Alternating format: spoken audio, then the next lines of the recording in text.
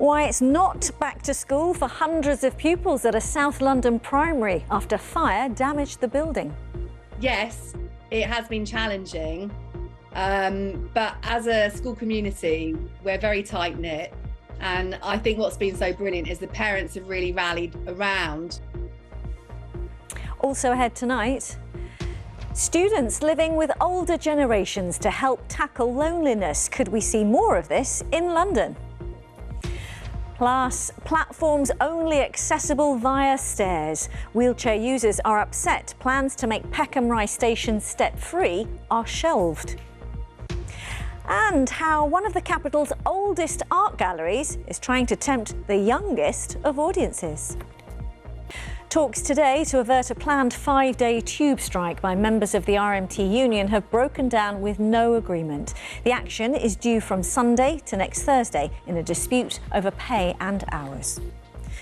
A driver has appeared in court charged with failing to stop at the scene of a crash that killed a brother and sister who were riding an e-scooter. 16-year-old Roman Casselden and his 9-year-old sister Darcy died after they were struck by a car in Pitsea near Basildon in February.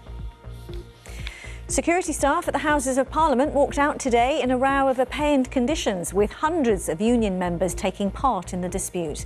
A Parliament spokesperson said it is a disappointing outcome following months of engagement. Sainsbury's is to trial the use of facial recognition technology in a bid to identify repeat shoplifters. The 8-week trial at its superstore in Sydenham will deploy the technology ahead of a national rollout.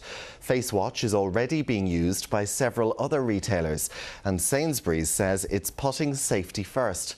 But the privacy campaign group Big Brother Watch has described the plans as deeply disproportionate. Security staff at the Houses of Parliament are walking out today in a row over pay and conditions.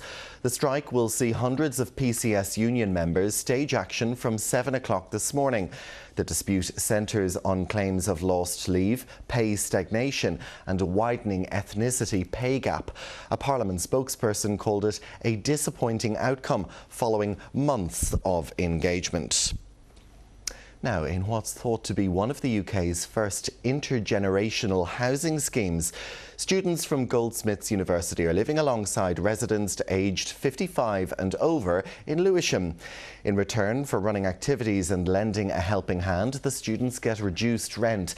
It's an arrangement that people like Claire and Morley say bring benefits to everyone involved. Initially, there is that hesitation because you're living with a different generation, but I think once you start, even within the first week, you realise like it actually means a lot to those individuals, and it means a lot to me too. So I think that initial hurdles is something that as a collective that we maybe need to get over, but I think a lot of people would find it very rewarding. So hopefully it's something that can roll out.